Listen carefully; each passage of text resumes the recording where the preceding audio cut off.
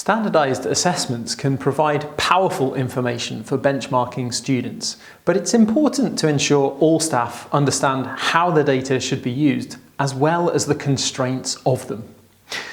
Many of these assessments will provide indicative grades, which can be used by teachers to think about likely outcomes for students and to set goals along the way. However, the use of indicators is not an exact science. It's easy to see an indicative grade for a student, then question the validity of the standardised assessment if a student doesn't go on to achieve that outcome. It's more useful to think of these grades as an indicator of average progress for a student rather than an absolute prediction for what they will get in public examinations. Indicative grades are based on real data from a large sample of students that take standardised baseline assessments and then go on to take examinations such as GCSEs. There's a strong correlation between scores on these baseline assessments and later exam outcomes. The assessment provider will consider a large sample of students with a similar starting point to determine what outcomes are most likely. It's important to remember that for every student with an average baseline score, there will be some that don't make as much progress as others and go on to achieve, for instance, a U or 1 at GCSE or a scaled score of 80 at Key Stage 2. While there will be others who go on to make much more progress and achieve a grade 8 or 9 or scaled score of 120. While the whole range of outcomes is possible, most students will be somewhere in the middle and go on to achieve a grade 4 or a 5 or scaled score around 100. When a student has an indicative grade of a 5 or scaled score around 100, for instance, it's best to think of this as what we may expect them to achieve if they make average progress.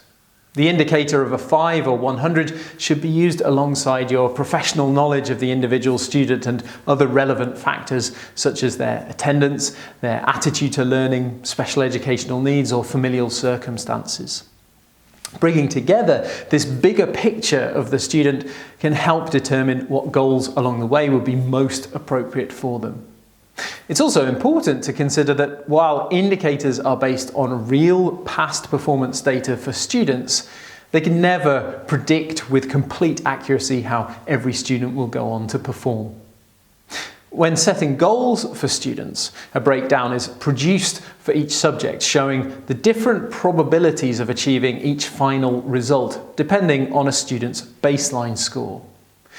These are more useful for considering potential outcomes than a single predicted or target grade, as they demonstrate a range of plausible grades based on real data from similar students in previous cohorts. Sometimes schools will use the probabilities of obtaining each grade in their goal-setting processes, and this is very much where teacher professional judgment comes into play, to ensure that the data are used sensibly and appropriately.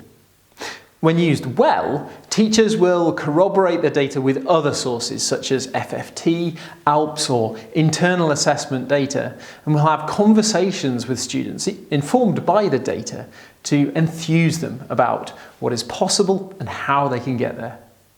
Such conversations don't necessarily need to be held in a formalised way with students and teachers looking directly at the probabilities of obtaining each grade. For some students, this may be inappropriate. Asking some of these questions, such as what characteristics students need to demonstrate in order to achieve their goals and how they're progressing towards achieving them, are more likely to be effective than simply assigning a target grade to each student.